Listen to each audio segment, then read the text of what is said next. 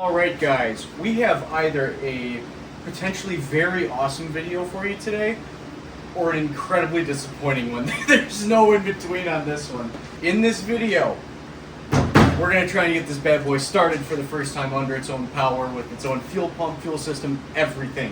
I got parts ordered, I got everything in a row here. Let's just dive right into it and see what I got. We're bringing back 2015 era YouTube vlog music, boys. Dusty car is once again our table for presenting here. Alright, first up, it wasn't an eBay purchase. This actually is really cool.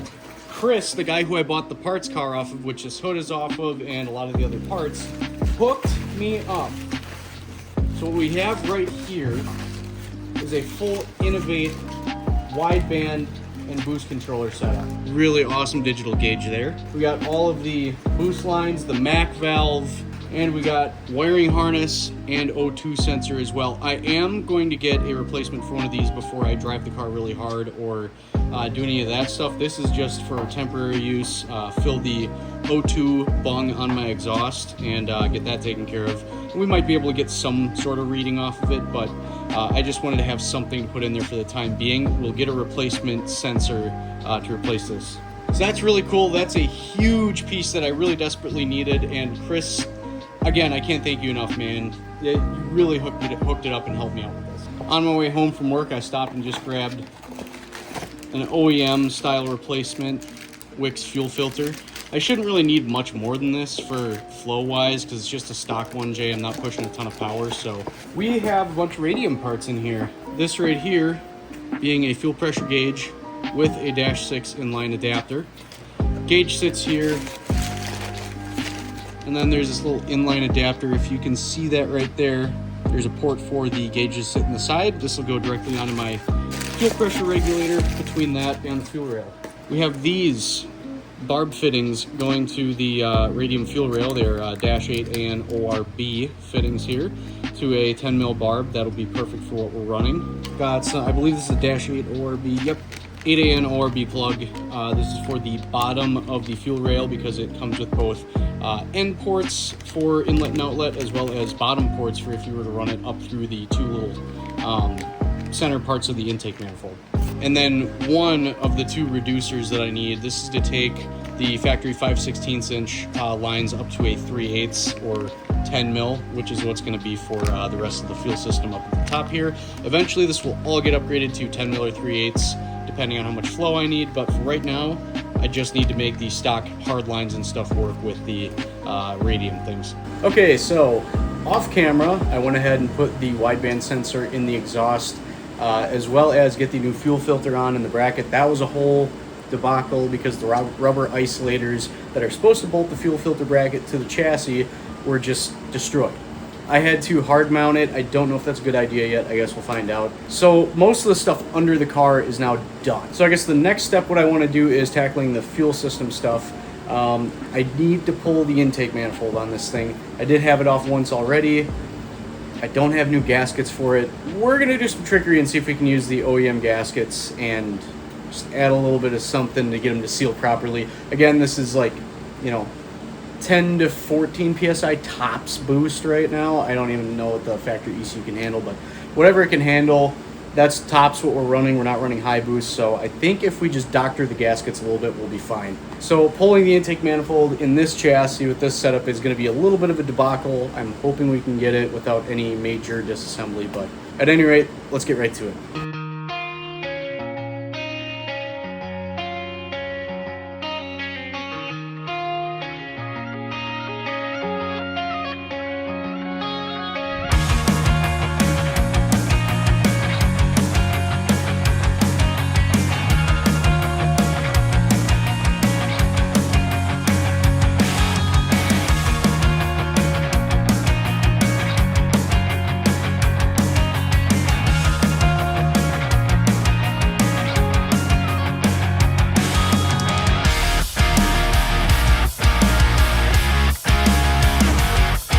Alright, well, that wasn't without some potential issues, but we'll move on anyways.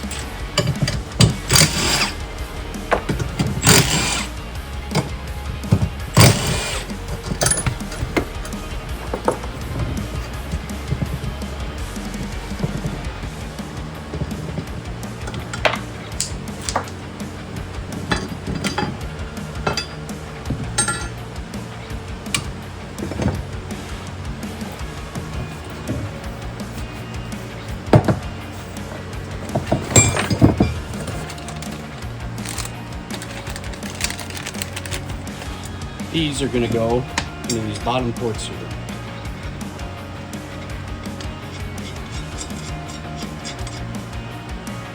Part of the reason I went with the Radium rail, well, for one, my local Radium plug talked me into it. But for two, having the extra volume in the rail is going to be helpful in case we have any issues. So, you know, just generically, any issues like that, it'll at least buy us some time, if anything.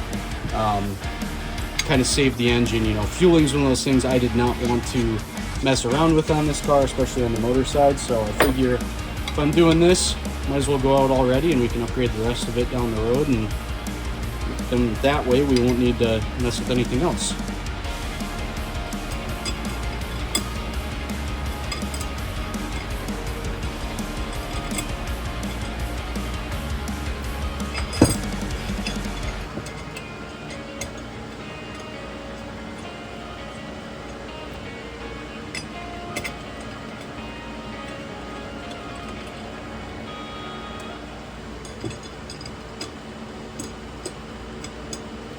Another thing to note about this rail is that this one is designed for the factory injectors. So it's an 11mm seat there. You can see that slides in nicely. So 14 mils do not work with this rail. You either have to purchase a different rail or injectors that will fit the stock profile of 11mm.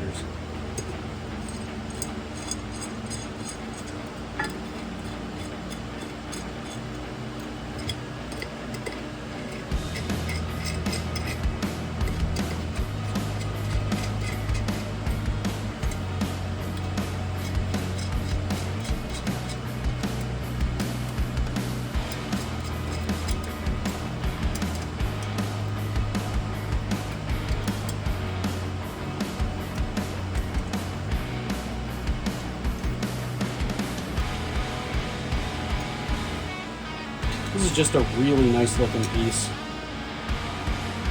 A little dielectric grease on these seals to help them go on better. Not a ton though. Just a little bit to help them go in a little easier. Realistically, you should put new injector seals on these. I guess I'm just going to chance it. But yeah, new injector O-rings would always be a good idea when doing anything like this, especially with how old these are.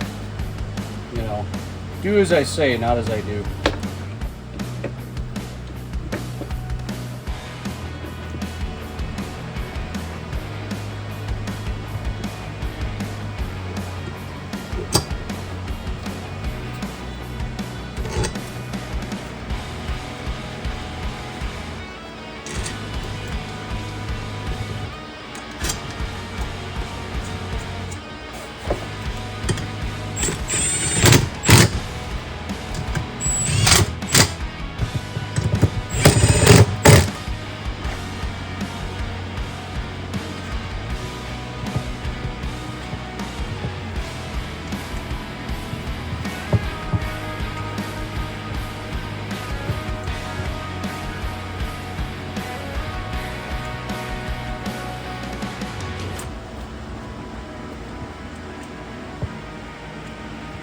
As you can see, we have the swivel fittings. They're a true swivel, so once you get them tight, they should allow a little bit of movement. They got seals in there that will compensate for that. And again, these are 8 AN ORB to a 10 mil barb. Somebody say barb? Brother! The fact that these are a true swivel is really awesome because it'll allow me to get the proper articulation where I'm going to route my fuel lines. Talked to some friends, got some ideas, and decided that basically with the state of the gasket and everything, I can reinstall it. I'm just going to put a very thin coating of RTV around all the ports and make sure it seals well. While I was in there, I also reloomed this in this flexible loom here. That should help with installing and removing the intake manifold. That plastic tray was holding me up quite a bit.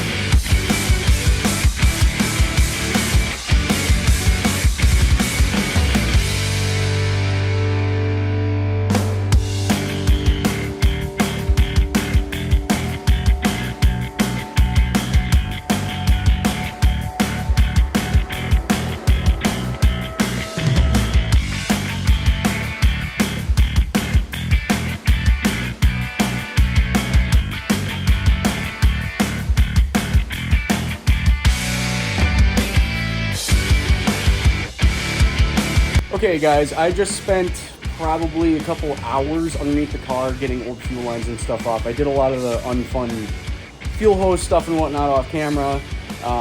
You know, wasn't really a point in filming that, but we have a completed fuel system now.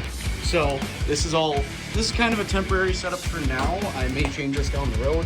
Like I said, we have push lock fittings and some hose clamps around that. I'd like to get some better looking hose clamps if we're going to keep that. Radium fuel pressure regulator hooked up, radium fuel pressure gauge, and everything is hooked up to the stock hard lines. And then we have the radium fuel rail with those banjo fittings in there as well. And what I have right here is 4.5 gallons of 91 octane gasoline. Yep, gonna fill the fuel tank, gonna turn on the pump, see if we got any leaks, address those if they're present, and if everything's all good, we're gonna try and start this thing for the first time.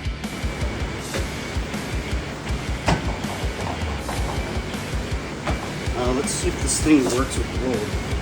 Flap would be sticky. Really wish I had some of those VP Racing fuel jugs.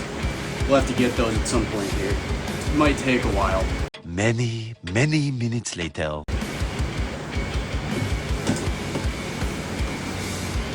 Probably about a gallon or a half gallon left in there. Yeah, it looks like a tornado went through here, but let's make this happen, I guess. Oh man, the nerves are setting in. We have fuel pressure. Do we have any leaks?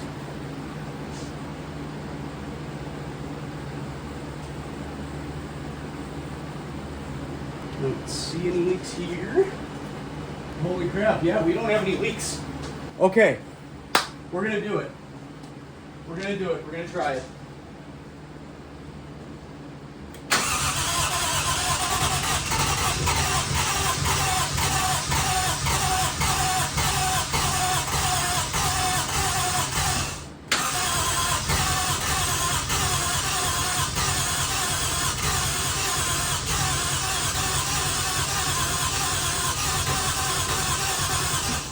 Nope, something's not happy. Don't know what's going on here. Really not sure what's going on here. Kind of sounds like it wants to pop off.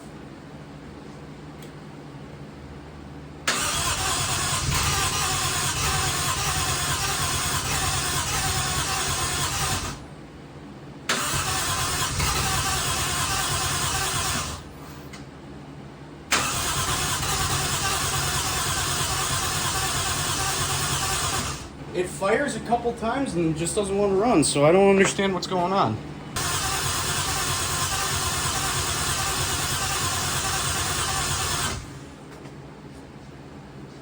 I don't know what's going on. Alright, we're just going to start trying stuff. Unplugged the math.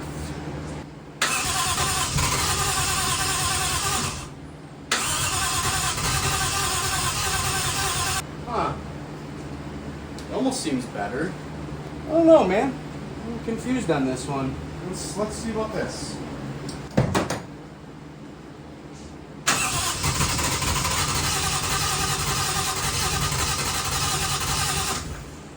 That was improved. That was without the vacuum line hooked up to the FPR. Again, we're just trying stuff here. There's not really much else we can do at this point. Try stuff.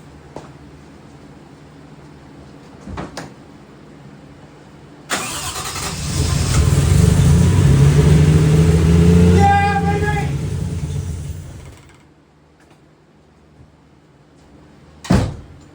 Well, kinda ran. Ooh, that's gonna get stinky in here. So what I did there, and I gotta figure this out, is I pulled a sensor that I have over on the intake manifold. I had a pressure sensor over there. Pulled that off and then had the MAF unplugged. I kind of want to plug the MAF back in and see how this goes.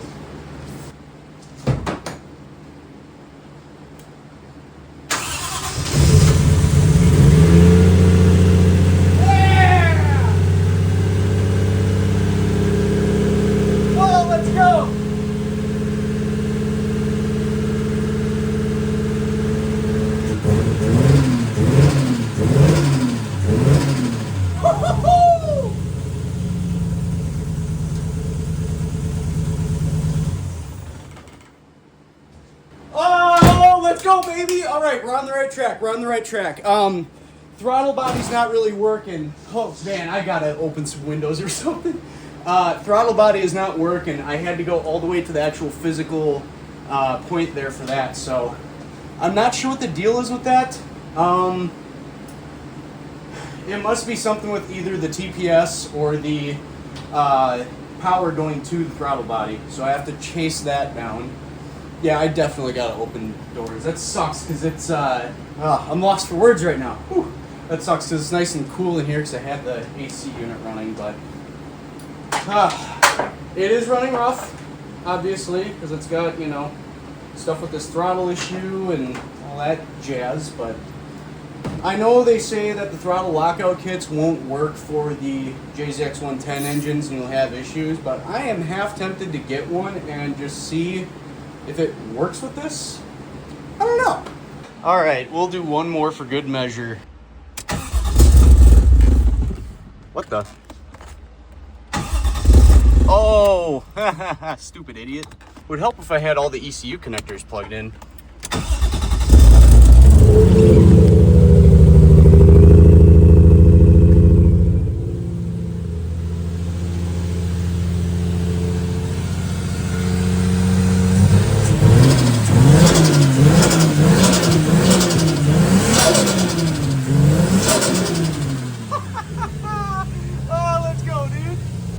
Alright guys, I think I'm going to call it for that video.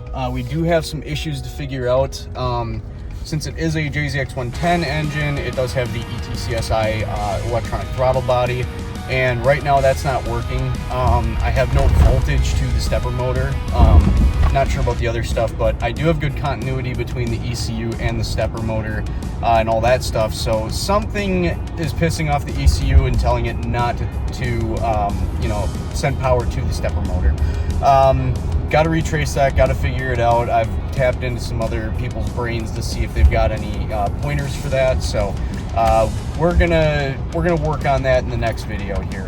But I can't tell you how freaking happy I am that this is panning out, man. Like, I wanted a 1JZ for the longest time, like over 10 years. I've wanted a 1J, and to be able to get this running in this car by myself, just looking stuff up on forums and whatnot and trying to figure it out, like, this is the most rewarding feeling ever.